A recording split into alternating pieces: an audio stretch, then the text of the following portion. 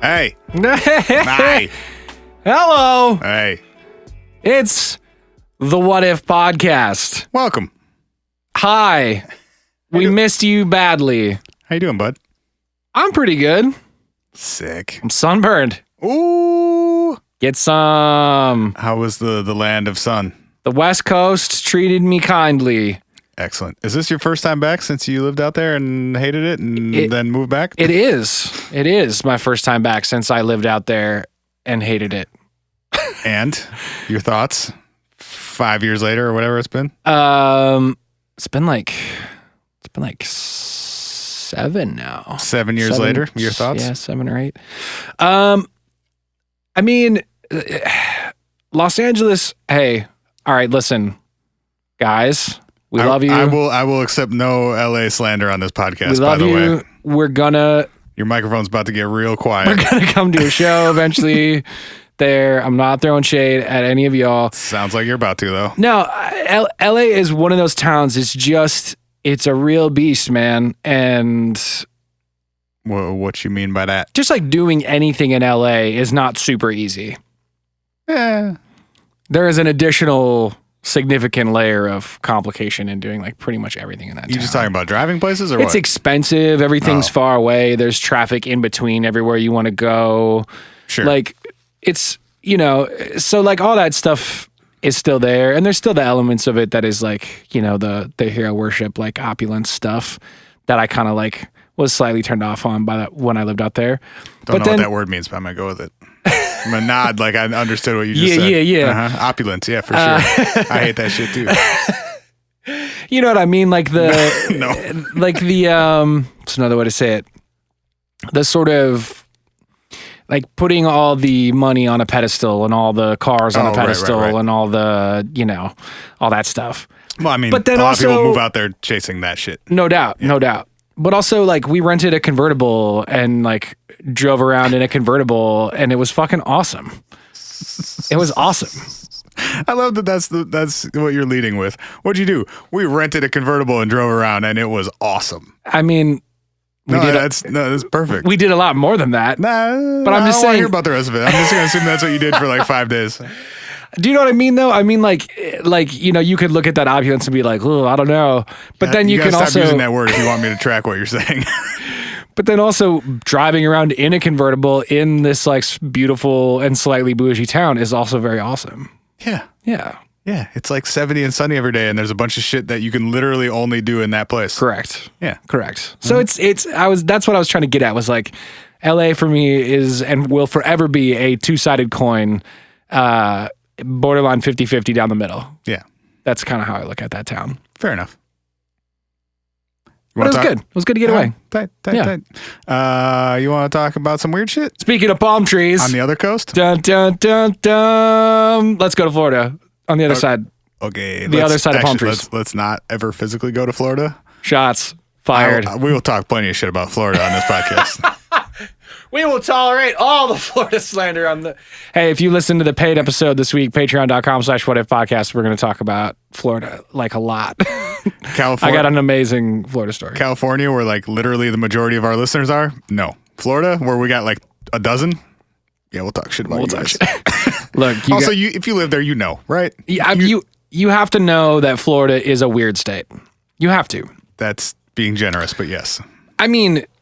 Yes, but I mean weird in the way of, to me, Florida is weird because of all of the different things that are in Florida. Also, to be clear, I'm once again talking entirely out of my ass. I haven't been to Florida in like at least 20 years. Oh, I've been multiple times. So I'm trying to avoid the Phoenix emails that we got barraged with a couple weeks ago. It's probably nice, and I don't actually know what I'm talking about. Arizona is tight. Fuck you. Fair. You know what? As someone who's never been to Phoenix, you're probably right. It's probably great. No, but Florida, the time period we're going to talk about Florida in is a little different than the time period of now. Yes. There was no Disney in Florida in the time period that we're going to be talking about Florida. No. Not like Disney parks or anything like that. Yeah, I suppose not. We're talking about the Coral Castle. Yeah, man. Built by the one and only Edward Leedskalnin. Or as I went back and watched the In Search of episode. Do you know that show? What's In Search of? Oh, It is that was like the Leonard Nimoy one? Yeah. Yeah, that kind was of great. The original, like, weird shit precursor to, like, Unsolved Mysteries and a lot of that stuff. Sick. In Search of a castle made of coral. Dude, Nimoy led by calling him, quote, Edward Leedskalnin, a frail little hermit. And referred to him every time he mentioned him as either, like, the little man or the small man or the frail Edward every single time. I think, well, so we should probably give people some context before we start talking about that frail little man. Hermit. Frail little hermit. Damn, shots fired, Leonard Nimoy. Right? So who was Ed Leedskalnin? Ed Leedskalnin was a Latvian immigrant to the United States. He was born in 1887. Damn, that boy old. Well, he's not still with us. That boy dead. That's not how that entirely works. We don't know a ton about his childhood in Latvia. We just know that he didn't come from a family of money. We know that he dropped out of school in 4th grade because he wasn't well. He was a sick kid, and so he was kept home and had like home tutelage, and that was pretty much kind of how he got his education. He started out early on the path to being a frail little hermit. Yes. He was got a head start on a hermit life. Hey man, if you know what you're in this life for early on, you just go like, hey, that's what I'm into. Being frail and small. Yeah. I'm trying to be frail and small and by myself, and I'm 13 and I might as well start now. So one of the things, and this is relevant to our story, that we also know about his childhood was he read a lot. So I think that's probably part of being out of school and doing your own sort of tutoring and all that. You read a lot. Also relevant to the whole Coral Castle thing. His family were stonemasons. Yeah, so he probably knew a little bit about quarrying, cutting, and carving stones and fitting them together. From what I could tell, both his grandfather and his father were masons. Yeah. And so he learned, again, relatively early on about that life and those tools and all those things. Also, before making it or landing in Florida, he lived in Canada for a while and worked as a lumberjack. Yeah, he was in the Pacific Northwest. I had Oregon, but maybe it was... May have been both. Yeah, Pacific Northwest in general. So he may have also had some skills with cutting and moving trees and working with lumber and stuff. Yep. One more fact about his childhood pre-Florida is that Mr. Leedskalnin was engaged to be married before he left Latvia. So he was... At age 26 to a 16-year-old. Yeah. 26, sort of in 1913 in Latvia. I mean, I don't know how common that was. I'm not saying I like it. I'm just saying I don't know that it was necessarily weird. Probably, fortunately, that marriage didn't happen. Yeah. And when it didn't is when he left Latvia. Yeah, so we don't entirely know why. We just know that Agnes Scoofst. Yeah, which, depending on where you look, may have not been a real person or real name. Yes, which we'll get to because I find that specific part interesting. Okay, I was going to skip it. Well, I was going to focus as little as possible on the marrying a teenager part of the story. No, I think there is an interesting element of it, which is the whole concept of whether or not she's real. Okay. He, for whatever reason, she broke off the engagement. The story goes the night before the wedding, and he pieced directly the fuck out of Latvia and said, I'm going to America. Yeah. And that's what he did. And to your point, he traveled, he traveled around. He landed in New York. He was in the Pacific Northwest / Canada for a while, and then ended up finding himself in Florida when the East Coast in general started migrating south for warmer temperatures, and also when there was a bit of a land rush further south.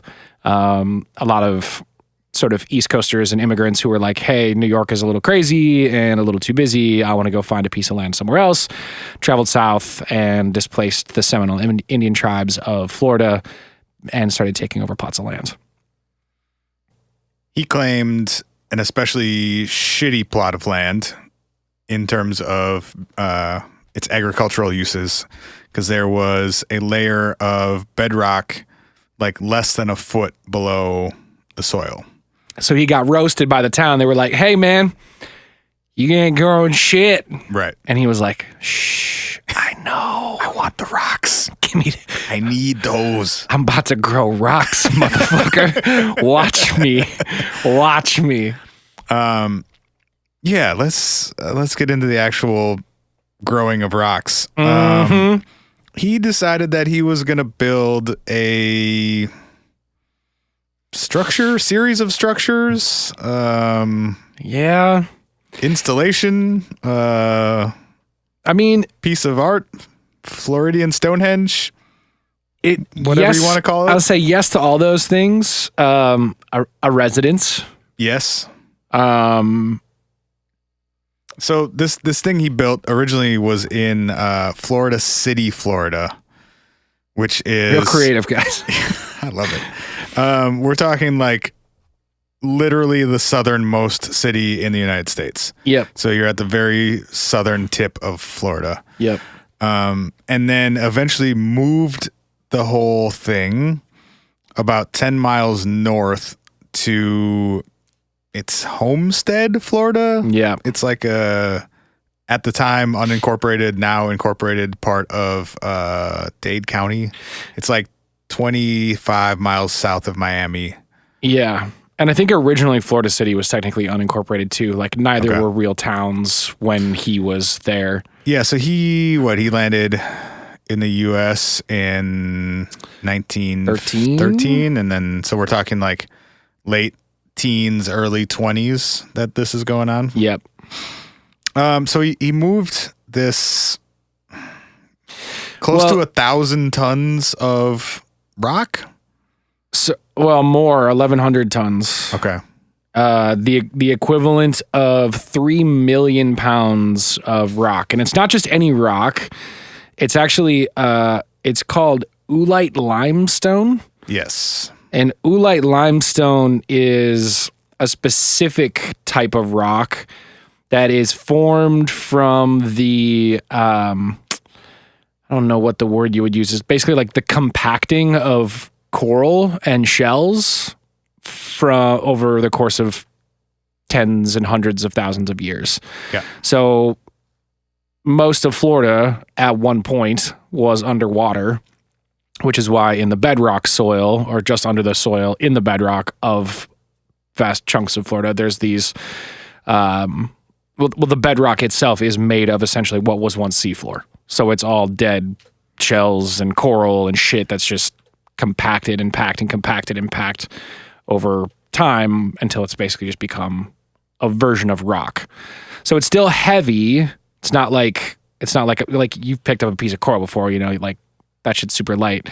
It's still heavy, but it's actually pretty fragile because it's super porous, because coral is super porous and these shells are kind of chunked together and it's mixed with sand. So the actual rock itself is relatively brittle. Like if you smack it with a hammer, it will break. Whereas like a chunk of granite, you can't just like beat with a hammer and have it break. You can, but you know what I mean? Like if you just threw one swing at it, it wouldn't just shatter. Whereas with this stuff, it would. So Edward quarried more than 1,000 tons of this limestone, and without the use of, as far as we know and as far as he claims, without the use of any machinery. He was doing this by himself in an area that had no electricity. He had no machines of any kind. He was doing this all with human-powered, one-man-powered materials. Yes. I mean, that's a little... That cannot be confirmed. I'm saying that is what he and others have claimed. Well, he had an electric machine and told people he had an electric machine, but that was the only thing that he said he had. And I think maybe more what you mean when you say machinery, like he didn't have any cranes, he didn't have any like trucks, he didn't have like big machinery. He did have a couple things that we think are like small machinery of some kind. That he also built, though. Yeah. Everything he was building was from automotive dumps, like car salvage locations. He would go, because he didn't have a ton of money. He was a Latvian, immigrant who... He allegedly arrived with literally $0. Yeah. And I think probably sacked some money away from his work in the Northwest. We do know that the original plot of land in what is now Florida City was a gift to him by a family that he was staying with in the area. And that family claimed he had no money when they took him in. Okay. So whether he got to Florida with money and then spent it or lost it or something, or arrived in Florida with none. Word. By the time he landed in Florida City, he had no money. So maybe and he also had tuberculosis. He's a frail little man. So just straight up like salvaging everything that he used to start doing this project. So with that 1,000 tons of limestone that he quarried, he started building a lot of different types of structures. He built a small house, I guess you could call it. Yep. He built a telescope. Yep. He built a huge rotating gate. So it's like a huge slab of limestone on a center like pillar. Yep. That rotates in like a doorway and within like a quarter of an inch of the walls of that doorway. So it's a super tight fit. Yep. And it was well balanced enough and smooth enough that you could rotate this gate by pushing with like very minimal force. Like one person with a finger or two could push this thing open or closed. There's video that exists of, this is old video from like the 80s, but there's video of a small child just like walking and pushing this door. This door that weighs 9 tons. 9 tons. It was perfectly balanced on the wheel bearings of a 1918 Ford truck. Amazing. With underneath the bottom bearing was a rock, a frisbee-sized stone that it was balanced on. Mm-hmm. And that was the extent of the mechanics to this thing. There was a cross beam across the top as well, so you can imagine there was something, he drilled a hole somehow through the center of it because it was attached to, or it was rotating around something. It was, yeah, so the bearings had an axle. Yeah.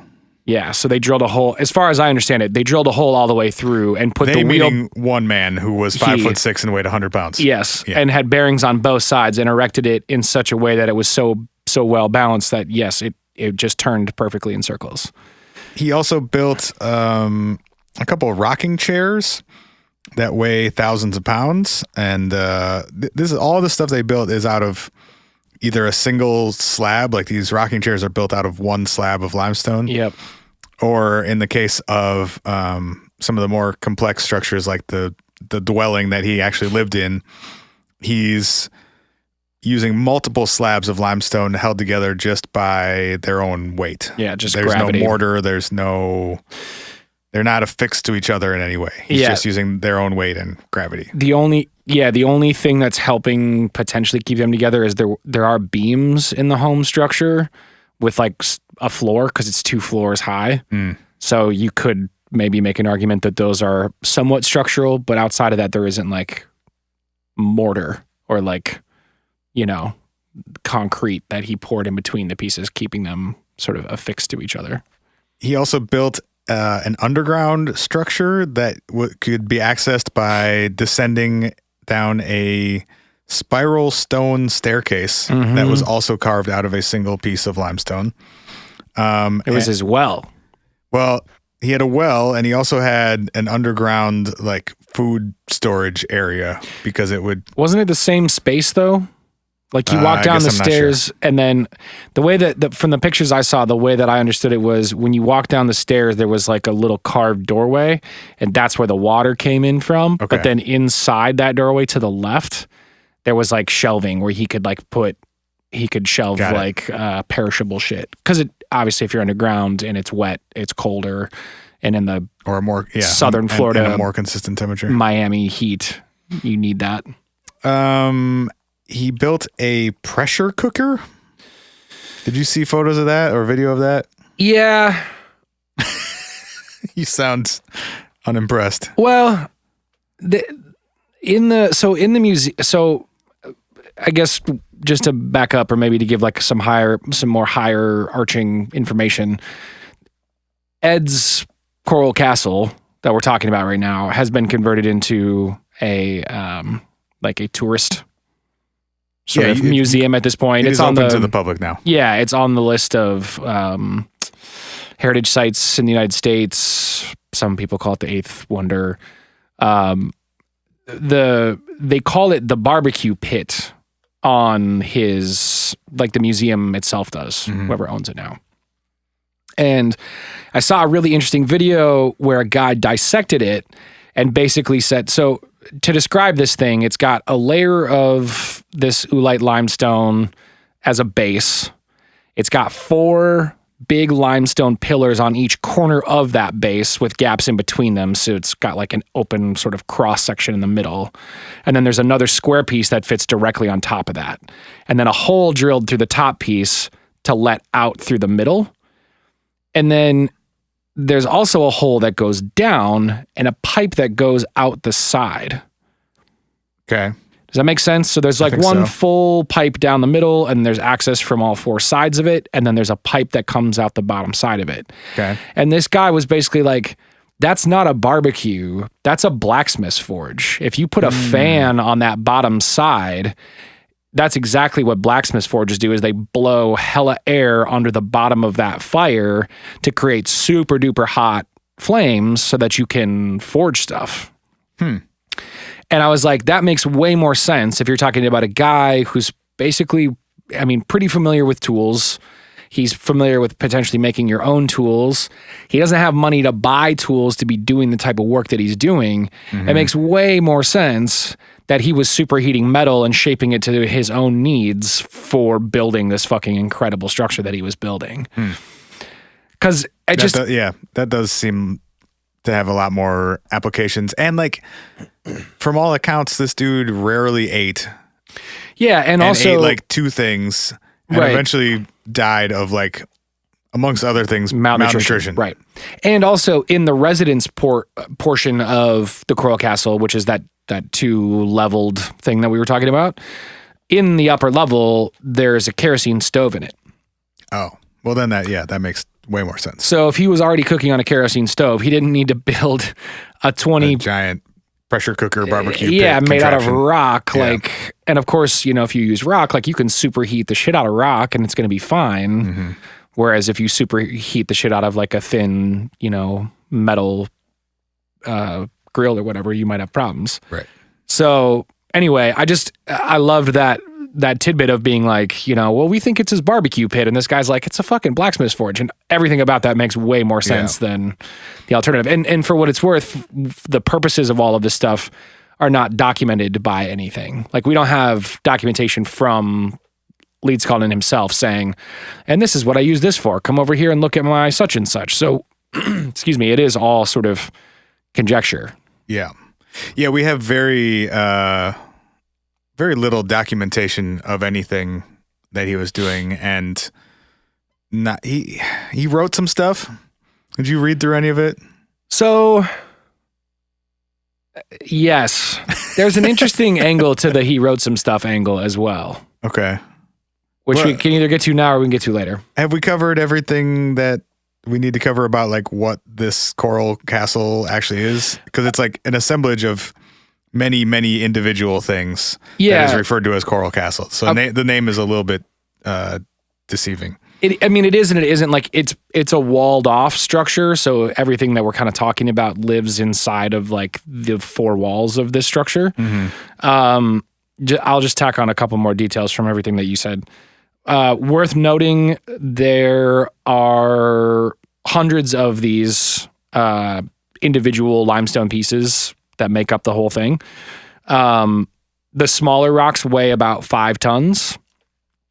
The largest piece of limestone on the property, referred to as the King Stone, weighs 30 tons. It is roughly 8 feet tall. No, that's not right. 15 feet tall is the 30-ton one. Okay. And then there are other two monoliths that are roughly 25 feet tall. Yeah, but those are created by putting those king stones on top of the 8-foot wall stones that he was quarrying. So that's how you get there. They're not a single piece. No, not the total. Well, one of them is. The other one isn't. The tallest one is an 8-foot piece with I'm doing my math wrong, but like 15 feet on top of it, and then the other one I think is like 2 pieces as well. Okay. The Kingstone also has a set of like angular geometric stones on top of it that apparently was referred to as the crown. That's why they called it the Kingstone. A couple other things that are there. There's a heart table in the center of the place. A lot of this is the way the story goes. It was that Ed was essentially continuing to try to woo his potential Latvian bride to come live with him. Who may or may not exist. So the dining table, or one of the dining tables, there's actually one big dining table with limestone chairs all around it. It's like a 14 chair, like limestone dining table set up inside of it. There's another one that's a heart table with like flowers that were planted in the center of the heart table, but it's large and very heart shaped. And then there's another element of it there's a sundial in the middle. Did you see the sundial? Yeah. A pretty accurate one, actually. A really accurate one. I saw some of the video of people like holding up their phones and showing like the time it was and the time that the sundial said. Like and within a couple minutes. Within a couple minutes. Yeah. And then they have what's called like the planetary corner or the planet corner, where he actually carved limestone facsimiles of planets and mounted them along the top wall. So one is like a giant crescent, one is a smaller crescent. There's one that looks a lot like Saturn. It has like wide rings around it. Again, the whole thing made of 3 million pounds of limestone. Probably also worth noting that he did this over the course of like 25 to 30 years. Yep. So very impressive, obviously, in terms of like quarrying, moving, building, designing, all this stuff. Right. But also, this didn't happen in a month. He took the majority of his life was spent building these structures. Right. I did the math just because I was curious. If you divide, the number I saw was 28 years to do the whole thing. Okay. So if you take 1,100 tons of stone and you divide it by the 28 years, it means he was cutting, transporting, and placing roughly 40 tons of stone per year, which is a lot, except you also have to remember that the average weight of one of the stone pieces in this place was 15 tons. Now, that's still a massive fucking stone to move as an individual. But he's only doing it like 3 times a year? About one every 4 months. Yeah. So again, like all those things are worth kind of keeping in mind with the context. The one more detail about the park or castle or Rock Gate itself. Did we say it was originally called Rock Gate? That's what he called it, and it got renamed to Coral Castle later. We did not, but okay. that is correct. So Rock Gate, the swinging gate that we mentioned earlier, I thought one very interesting fact about the gate itself was that in 1986, the bearing finally broke on the door, which makes sense. You're spinning 9 tons of rock on a Ford fucking axle for 30 years. And so they called the Coral Castle owners called the University of Florida and asked them to send an engineering crew to basically come check it out, see if there was anything they could do to fix it or just assess the situation. Like, what the fuck do we do with this fucked up door now? Yeah. And they brought in a 20-ton crane and a construction crew to remove it, examine it, and reset it, which is actually when they found the Frisbee stone at the base for the first time. The story goes that the stone from the base they sent to the University of Florida Geology Department to be like, what is this? Because it wasn't the same limestone as everything else. And that the U of Florida Geology Department couldn't figure out what the stone was. It was they compared it to like hundreds of different rock samples and they couldn't figure out what it was, which I thought was kind of interesting. Yeah. And then also the construction crew tried to remedy the bearings and put this thing back together, and they did, but it never swung as well as it did when it was originally functional. It's had to be replaced again since then, right? And now it doesn't work at all. Oh, I thought it was done a second time in like 05 or 06. Yes, and then I think it broke again, and now it doesn't even turn. And they just were like, all right, if we have to replace this every 10 years, like we should probably not just keep doing this. But I think it's interesting that the original time it broke in 86, 20 years later, it broke again after having a series of like a true engineering team trying to put it back together. And his version of it worked for 50, 60 years. Yeah, well, I mean, he died in 51, so the last time he could have possibly touched it was 35 years before it broke. Right. And it was one of the first things because there's like old footage of people actually spinning the rock door. So I just thought that was interesting that he did it so well and so specifically in such a way that it was impossible to reproduce with modern technology. Yeah. I mean, and that really gets to, I guess, maybe the next part of this conversation, which is like, how the fuck did any of this actually happen? We'll be right back after this week's shout outs. We actually remembered for once. Look at us. Yeah. I don't want to edit this. You start. Where's my shout outs music? I'll play some music. Hold on. All right. Jeez. I need it. So needy. Here you go. Hey. Oh, that's the intro music. I can't play that one again. Here's some shout out music. This week's shout out comes from Dave. Everybody, if you want to have a shout out like Dave, you can go to shop.whatifpodcast.com or you can also go to whatifpodcast.com/shoutouts. And for $50, we'll read a little bit of anything on the show. Dave says almost anything. Dave says, "Hey everyone, it's Dave again. Let me guess." Hi Dave. Hi Dave. Let me guess. You are a bit annoyed with how Game of Thrones looks like it's ending? Maybe you'd like a simple one-season show that ends well? Something with flawed characters that have great chemistry and quick wit? Well, please check out Terriers. It premiered 9 years ago on FX and was canceled after a perfect 13-episode season. Starring Donald Logue and Michael Raymond James. I've now dropped $100 on telling you about Terriers, so trust me when I say it's worth your time and money. Now, I have to read the stage direction because it's funny enough. It says, in parenthetical asterisks, have Ryan lean into the mic. Now, guys, when I do this show, I'm up on the mic at all times because that's good mic etiquette. So I kind of just have to like whisper like I'm even closer and say... We'll cut the music so it's even more dramatic. Look, I got the whole thing on my Google Drive. And if you tweet me at Taggard_McStone, that's TAGARD_McStone, I'll send you a link to view the episodes and save you the money. We don't endorse that type of behavior. Not in the least. But that's the thing that Dave wants you to know about his life and the things that he does with his free time. All right. That's this week's shout out. Let's get back to what the fuck's happening in Florida. All right. What the fuck is happening in Florida, and how did a 100-pound frail little hermit of a man move millions of pounds of stone? 5'3". 6. 100 pounds. Yep. And tuberculosis to boot. Mm-hmm. And he's out here taking 30-ton stones out of the ground. Can we start with the quarrying part? Because that's maybe the most confusing aspect of this to me. Or like and it probably has more to do with my understanding of quarrying than anything else. But do we have any idea how he was even getting this stone out of the earth, much less moving it?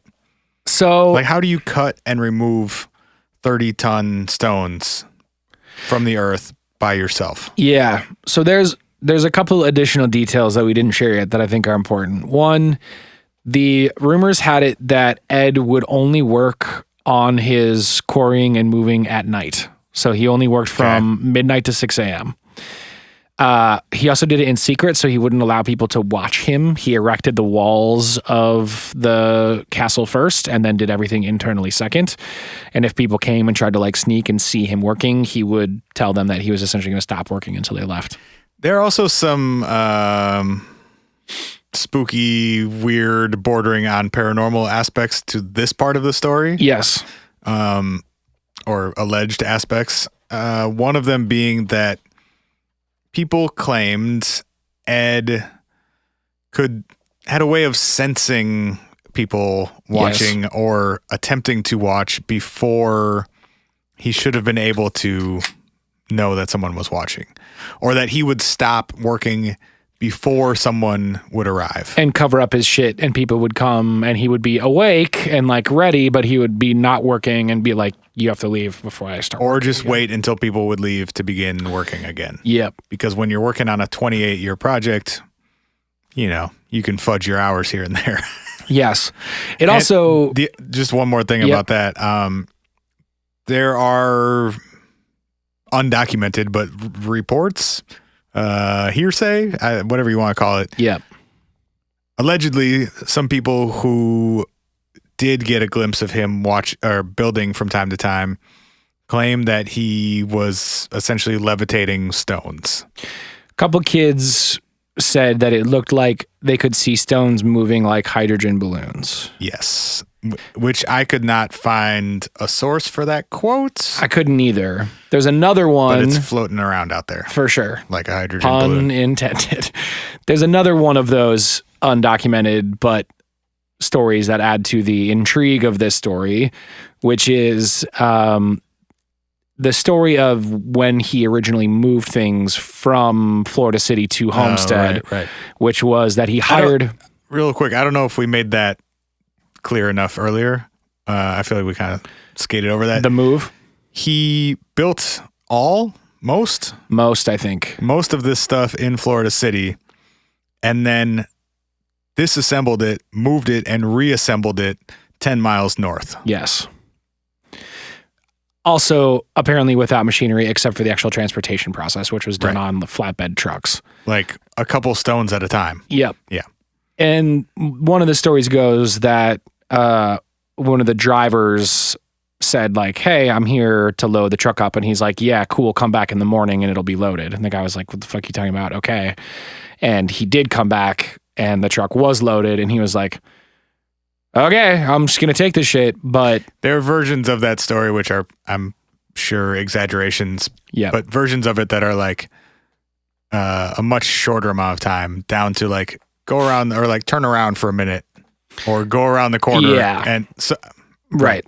All of this, none of this is documented. It's all like 15th hand, word of mouth, hearsay, telephone ass stuff. But I don't know. For whatever it's worth, there are some like spooky, paranormal, ancient wisdom angles to this story. Yeah. And that goes back to, I guess it's time we might as well start talking about it. Going back to some of the writing stuff, when you said, did you read any of the stuff he wrote about like so he put out a pamphlet about magnetism.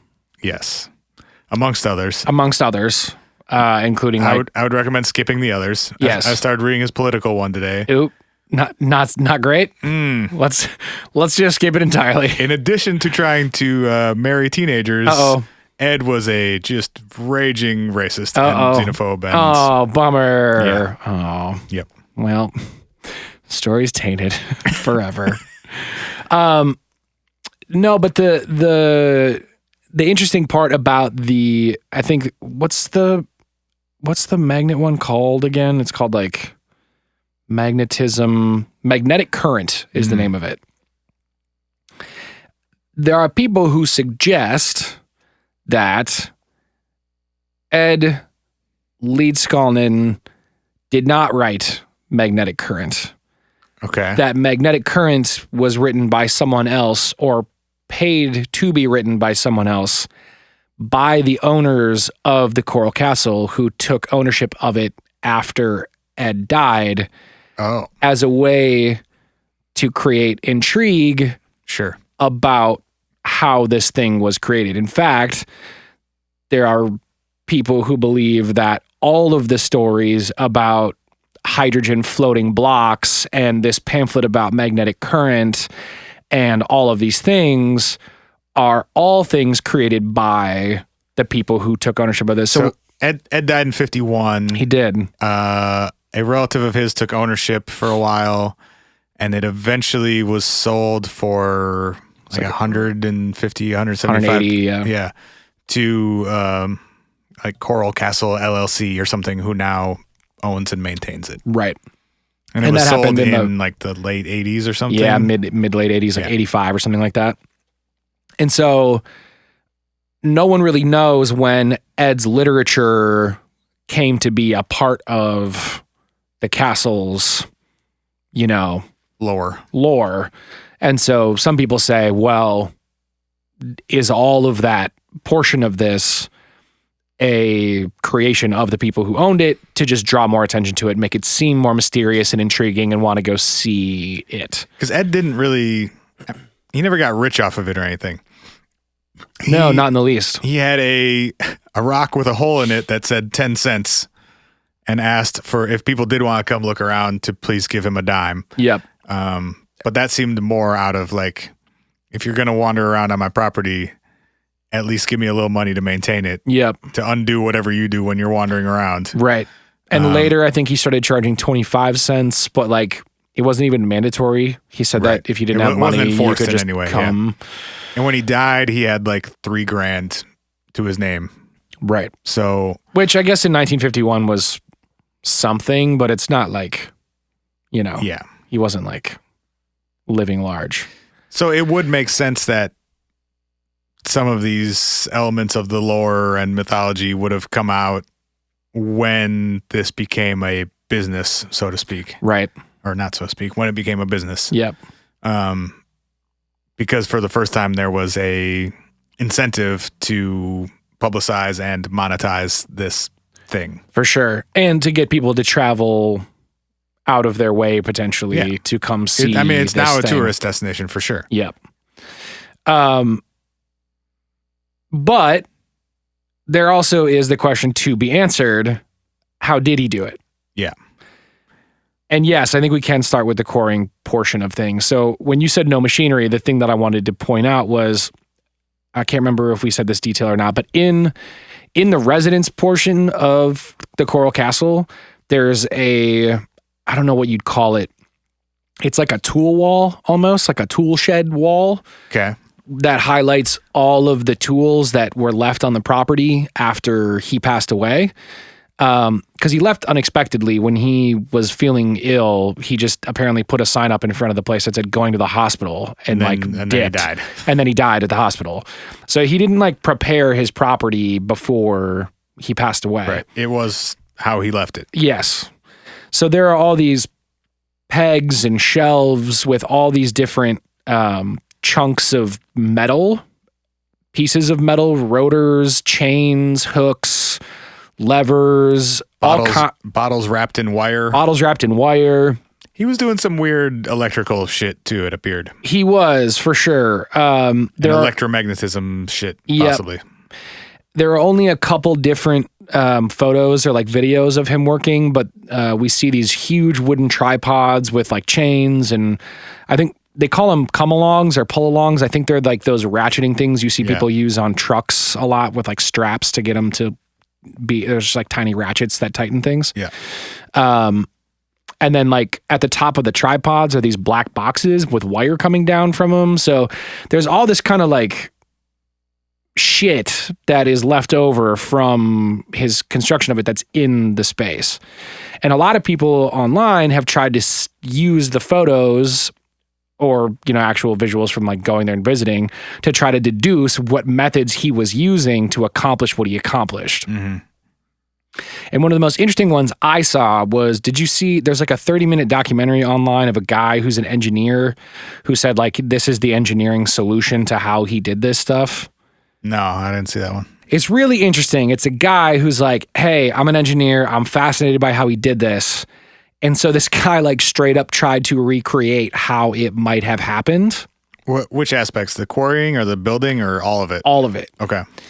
And he's way smarter than I am, so I'm going to say a lot of real dumb stuff right now that... Those two are fucking dumb. Yep. Yes. I'm going to say a lot of dumb stuff, but I'm going to try to put in layman's terms as much as possible what he thinks happened, because it's what I think happened. Okay. And then if you have theories about aliens or ley lines or... Got a couple. Magnetic theories, we can push the envelope down there. This guy's theory is essentially, and I think this is cool, oolite limestone is not a super resilient rock like we talked about. If you hit it with a mallet, it will break. Like you can break chunks off. Mm-hmm. His theory is there's a little rotary thing that's up in the... I'm talking about like the spoked wheel. Yeah, it's got 16 clicks on it. His theory is essentially that he was using some sort of battery power to power an electromagnetic rotary that he was leaving overnight that was essentially just a rotor that pushed back and forth by about 3 to 4 inches. But it was enough where if you had a heavy blade, some people think he actually may have used like a metal slab that's used as like a door. If you had it attached to that and it just pulled that back and forth a couple inches over and over again, you could essentially let that just go overnight and slowly grate against limestone. And maybe he was doing it at night because when people were around during the day, they would hear that he was using this sort of scraping technique to scrape 2 and 3 and 4 and 5 feet down into the limestone with this sort of rotary machine. And then on top of that, he's talking about using theories of like rock splitting, where you actually don't have to go that far. Sometimes you can go down and then use multiple different metal pegs. And if you apply pressure to each metal peg, basically you pound them in succession down the line, you can actually get things to split very evenly down deeper into the rock than you've even cut into it. Okay. Does that make sense? Sort of. So like if you get a block out and you want to cut this giant, say you pulled out a 10-foot block and you want to cut it into 2 5-foot blocks. How are you getting it out initially though? I'm still having a hard time with that. Agreed. I also don't understand that either because, well, from what I get with quarrying, you quarry from the side always. So you have to have like a place to go into it with. Yeah. Does that make sense? Yeah. Because obviously if you just cut a deep rectangle, there's no way to get under it and separate the rock. So you have to come at it from the side, because then you can go from the top, the sides, and the bottom.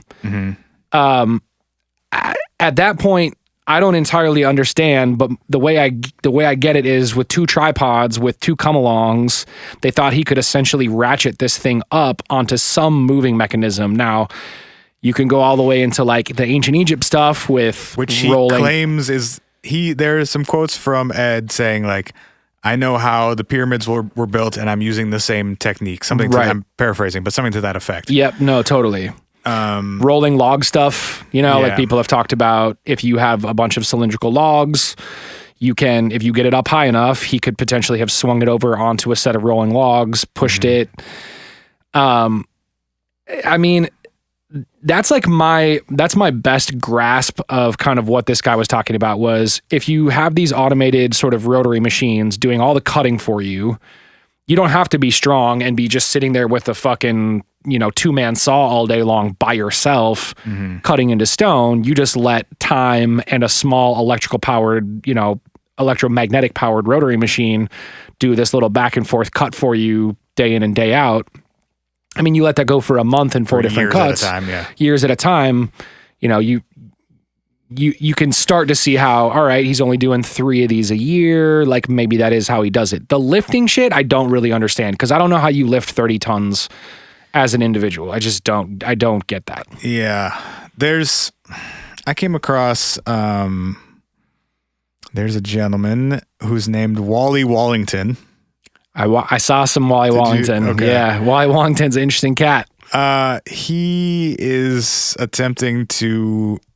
He's more interested in Stonehenge and how Stonehenge was built. Yes, and he's trying to recreate elements of Stonehenge using only technology that would have been available at the time. Yes. He, however, is not quarrying stone. He's using concrete. Yeah, poured concrete, like pillars and blocks, essentially. But of similar size and weight to quarried stone. Yep. Or the stone that was used at Stonehenge. And, I mean, he was able to, by himself, erect a 30-ton, like, concrete slab. Yep. And the way he's doing it is essentially he's got a fulcrum that is, I don't know how he's doing this for the first board, but he's essentially just got a 2x4 Yep. that he's putting underneath this slab of concrete and then rocking it back and forth. And as it tips to each side, inserting another board on one side, tipping it, inserting a board on the other side, tipping it. Yep. And very slowly you get 2 inches at a time, higher and higher. You raise this thing up until it's at a point where you can then tip it vertically. Yep. And he's using just his own body weight and then like Weights, buckets of dirt and water and stuff to just weight one side to tip it, weight the other side to tip it. Right. And he's moved some enormous objects, and there's video of him doing it entirely by himself. And he's not like, he looks like he's probably in his 50s. He doesn't look like he's in very good shape. He's just like, he's a former construction worker. just a guy. Yeah. And there's an amazing video of him spinning a pole barn by himself. Yeah. Because one of the issues is like, okay, you get this rock out of the ground. You're not building at the same location that you're quarrying the rock. You have to move it somewhere. Right. And the method that he uses is to essentially put 2 very small stones underneath whatever he's trying to move. Yep. And then a long board across the top affixed to the piece that he's trying to move. Yep. And is just spinning it. Yep. And because the stones are offset, you're actually you're moving it in a line, each rotation by whatever the distance is between those 2 stones. Yep. So every rotation, it's moving a few inches. Right. And doing this over and over again, he moved a several ton slab, like 300 feet or something by himself. Yep. And he moved an entire pole barn. In the same method. Yeah, using I don't know what he was putting under it. I'm assuming not 2 rocks, but something underneath it, and was able to move an entire structure, like, again, a couple 100 feet by himself. Right. So that gets at some of it. I mean, it's still not as complex as what Ed was doing in terms of there's no quarrying involved. No. And he's not building complex structures. He's just like erecting a slab, much like you see at Stonehenge. Right. He's either getting one piece upright or 2 pieces upright. And there's not video of him laying something across because that obviously you can't use the same technique Right. that you're using just to stand something up vertically. But like Ed made a house. Right. That's a lot more complex than just standing a slab of stone upright. Totally. And he quarried all of that stone. Right. We're assuming, or allegedly by himself. Right.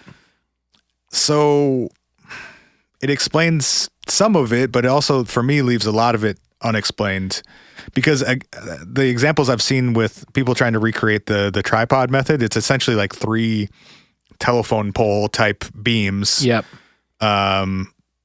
Vertically and then meeting at a point. So you have a tripod, and people who have tried to recreate this have like either chains or or ropes attached to these beams, and they're using like a ratcheting system of some kind you can like with one person's just own body, you can lift a like multi-ton object. Like there's a video that I watched today of an older guy, he's probably in his 60s, lifting a like 20 ton tractor or something, just using like A three ratcheting beams system. and a ratcheting system. Yep. But he gets it like 2 inches off the ground Right. because you have a height limit. Like you can't lift something higher than the top of this tripod. Right. So, and some of these stones are, well, with the dwelling at least, like, I don't know, it's at least like 20 feet high or something. Definitely. I mean, especially. And he's stacking stones, and like they're placed precisely enough that there are no gaps between them. That angular stone that's on top of the king's, the king stone is 25 feet in the air or something. Yeah, easily. So, and again, it's like 5 tons. So he would have had to lift that thing. Well, first of all, you need a tripod whose center point at the top is well above 25 feet in the 30 to 40 foot range. If that's the method that he's using. And then you need to ratchet it up a really, really long time. And you need to do it in such a way with such straps or ropes or chains that won't break under the consistent pressure of having that many tons of weight on and it. also in a way that no one is seeing you do it. Right.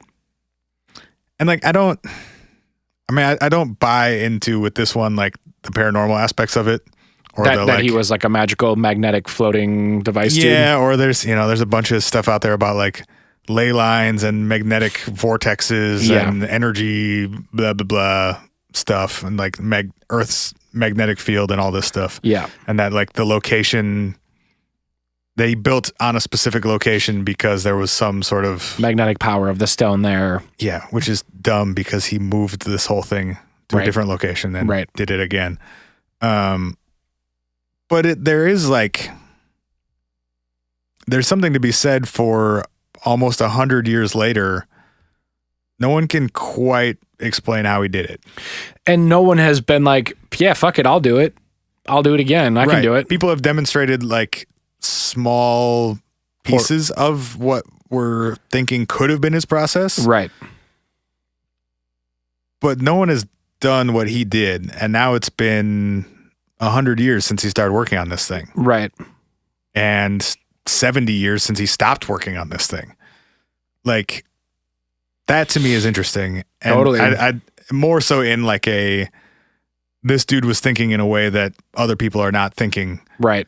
Than like he was levitating stones with ancient magnetism, something. But I don't know. It's in a way like more impressive to me than some of the other stone monument stuff, just because of the complexity of it. Yes, and in a way the recency of it. Yeah, I mean, because like we should be able to figure out what he did. Absolutely. He was doing this in the 40s and into the 50s. Like, it's not like we have, I think part of the issue with stuff like Stonehenge is like, we have no record of any of it. Mm-hmm. People knew he was doing this for 30 years. Right. And you could just go show up. Right. And nothing lasted from like the documentation of what happened. Right. There was somebody. The fact that there wasn't really much documentation is interesting on its own. Right. Which, I mean, for a project that took almost 30 years. Right. Which, I mean, could potentially be explained somewhat by the fact that he only worked at night, but like, I'm not saying it's unexplainable. I'm just saying like that's interesting. No, absolutely. But like, I agree, especially if you're talking about, you've got multiple 20 and 30 foot tall tripods. Like the walls weren't 20 and 30 feet tall. They're like 8, right? Yeah. You'd be able to see that stuff, especially if there was a stone that was getting raised up to those heights from that. To be fair, we do have a couple photos and like a shortish, grainy-ish video that show what appear to be these tripod structures, contraptions, whatever. For sure. But none of them have like a giant rock suspended in the air. No. So it's almost more perplexing in a way to know that like, okay, that for sure was part of his process, but it also doesn't account for all of what was going on there. No, it definitely doesn't. One of the things that I don't buy into the ley line stuff for the Earth's magnetic field stuff, but I do find it interesting that a lot of rock has natural magnetic properties. And there were a lot of people who were saying like, in the same way that we found out that maglev trains are a super efficient and easy way to transport something because there's no friction and you can actually combat the effects of gravity by just using magnets. Like, is it possible that he could have figured some sort of electromagnetic way of levitating these things? I don't think that's likely, but I think it's interesting. Yes, that does seem possible to me, but also it seems like the engineers who design magnetic levitating trains should be able to then explain how an old man was moving rocks. Right. And also how like that can't be more complex than what we're doing. And right? how, for sure. And also how has that then not made its way into our construction techniques as a society, if that's a thing that he was doing and they have the technology possible to do? Well, I mean, that could be as easy as we don't have 30 years to construct things generally. Yeah, that's true. You're not too. winning any construction contracts if you give a 30-year turnaround on it. Yeah. Or they're like, we don't need to levitate this with electromagnetism because we have materials and and 40 people, not one person or whatever it might be. I think. I mean, and that sort of answers the like, how do we not know more about, or could answer the how do we not know more about this? Like, it's not like we're throwing our best and brightest at the Coral Castle problem. Yeah. You know, I mean, we're throwing idiots like us at it. And there are hella people on YouTube it out from 1,000 miles away. Right. And there are hella people on YouTube being like, all right, so I read magnetic current and I'm trying to like recreate the blah, blah, blah machine. And I'm like there are hella people that are looking into those types of. And I read his political rant and oh, fuck, now I hate the Japanese. He's ruined everything for me. Ed, you've ruined everything. One of the quotes that I saw that I found interesting is just from, never read the YouTube comments, but it was in the YouTube comments of one of the videos I was watching about this whole thing. And it was a guy, his username is Big Rig Jim. Awesome. Hell yeah. Who says, I trust him already. Bear, you know this guy? You know this guy, Bear? He says, quote, I've seen an old gold miner lift a rock the size of a VW bus using multiple chain come-alongs and block and tackles. It's really not a... The fuck is a block and tackle? I don't actually know. You said it convincingly, though. Nice work. Thank you. It's really not a big mystery. How opulent are block and tackles? Very, extremely. It's really not a big mystery. It just takes a lot of sweat. I was at the Coral Castle last week. It's a very interesting piece of work, but they try to overhype the whole mystery of it. They tell you on the tour that nobody knows how he lifted these rocks, and then you go into the gift shop and you can buy a book with pictures of him lifting the rocks. Okay. So, I would love to know what that book is. Oh, hey, Florida listeners. Okay, we're just kidding. We love your state. It's the best. Now that we need your help. We need your help. I apologize for everything. No, but seriously, if somebody could actually go find that book, I would 100% pay. I'm sure we have listeners who have been to this place. Do you think so? Yeah. All right. Well, I hope we get hella emails and voicemails this week to talk about it because I'm legitimately curious. This was also a listener request topic. Oh, word? Mm-hmm. Did we shout out the listener who requested it? No. Okay. I can go look at Instagram. I put up a what should we talk about question on Instagram yesterday, and we got like 11 responses. Oh, that's tight. I got a whole bunch of new topics for us. I turned off my Instagram notifications while I was out of town, so I did not see any of that. Including some stuff for the Patreon today about a talking stove. Dope. Thank you, Rob. Let's do that.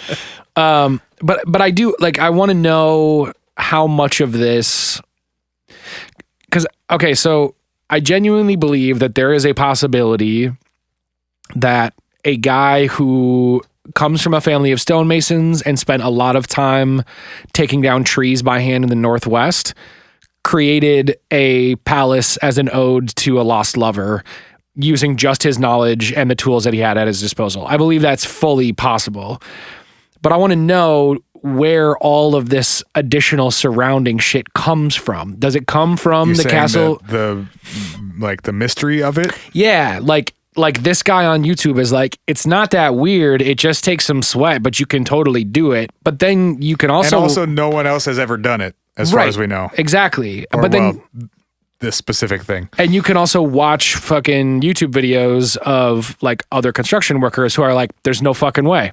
There's literally no fucking way that you could do this by hand as an individual. And again, that leaves out other aspects of what he would have had to do. Like that doesn't Big Rig Jim doesn't address like, well, how the fuck did he get out of the ground in the first place? Right. Or how did he put the 5-ton rock on top of the 5-ton rock on top of the 8-ton rock on top of the 13-ton rock? Like, and then how did he get the I'm spacing the name of it. What the fuck is it? Sundial. How did he get the sundial so accurate? How did he get the telescope so accurate? Like the telescope is sauce. Did you see the telescope? The word telescope is being extremely generous. Well, it's not a telescope. It's two holes in two rocks that are aligned with Polaris. Yeah, it's a North Star tracker to track the seasons. It's not actually a telescope. You and I could do that. Well, I feel confident I could do that if the rocks were already there.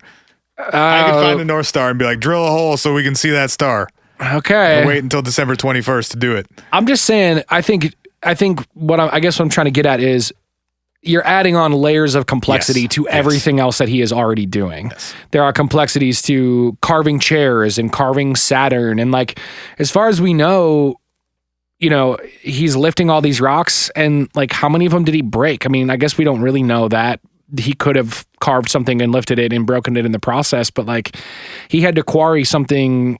I mean, it's probably 5 feet across that is this giant crescent, carve out the crescent, then lift the crescent, place the crescent, not have the crescent tip over or get destroyed in the process. And we're talking about this like heavy but brittle oolite limestone. Like, there's just layers and layers and layers of complexity to this thing that... And a lot of the proposed explanations address like one or a few or some of these things, but none of them really, that I could find, address all of them in a convincing way. The only...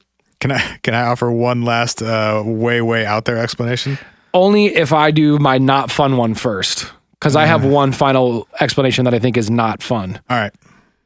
But I think it's possible. Okay. Which is, because we have so little documentation of how this thing was created, all we have really is the story that Ed did it by himself at night. Sure. So we don't actually have proof that no one was ever working there with him, or that he didn't hire. And there are some people out there who claim to have worked with him. Oh, really? Yeah. I didn't see that. Yeah. Okay. So that's interesting to me. And that to me also would, I still think it's really incredible and impressive. And like, in some ways, like, it's kind of sweet that he's like trying to woo someone. No, it is not. 50 years later gross. To come. It's not sweet. She's not 16 forever. Ed had some issues. Oh, all right. See, you read more of his issue stuff. Let's not paint him as being a sweet old man. I thought it was like a romantic gesture, but I didn't read his terribleness, his lost love. And it's going to do what? He said he wanted her to see all this as like a ode to her, that she could come live in this coral castle, and she would be like, all right, tight, I'm down 30 years later or whatever. Yikes.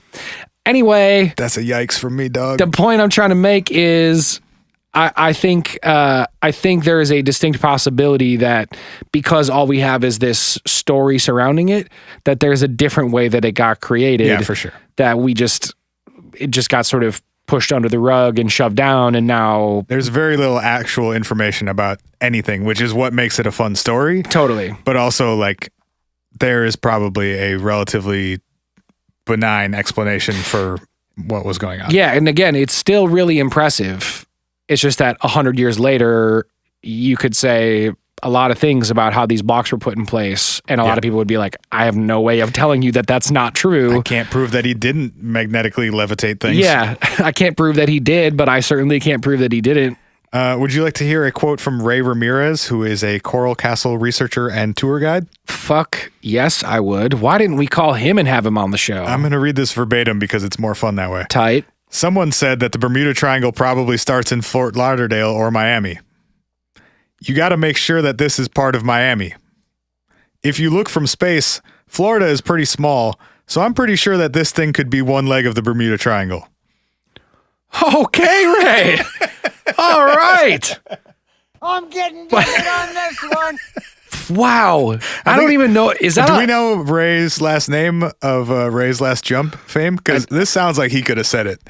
I'm just saying, it's got to make it part of the I'm gonna do it.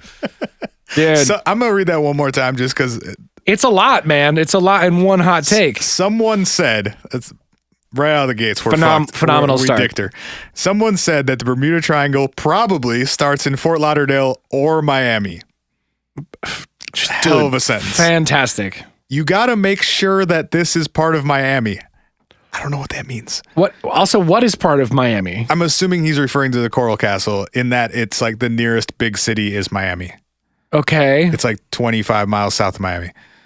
If you look from space, Florida is pretty small. First of all, not relevant to anything he has said previous or anything that comes after it. No, I think he's trying to say that it on a macro level, we're not that far from Miami.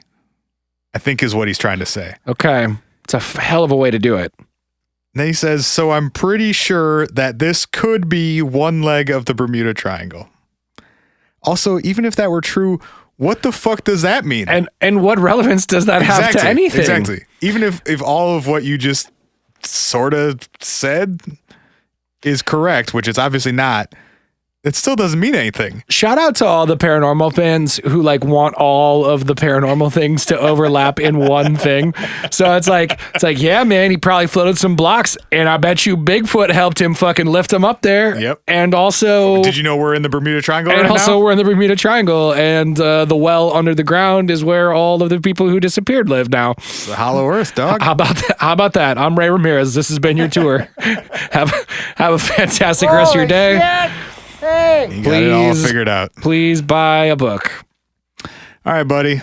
All right, man. I think that's going to do it for us. If you live in Florida or you've been here, we want to hear from you. Even if neither of those things are true, we still want to hear from you. It's hi@whatifpodcast.com. You can send us an email there. Our phone number is 612-246-4614 if you want to leave us a voicemail. We'll play some voicemails next week. We haven't played any in a while. Also, a couple quick things. We do an extra episode every single week. If you want that second episode every single week, it's only $5 a month, and you can get it by going to patreon.com/whatifpodcast. It's @whatifpod on all social media. Go join the Facebook group. Leave us an iTunes review. Have a good week. We love you.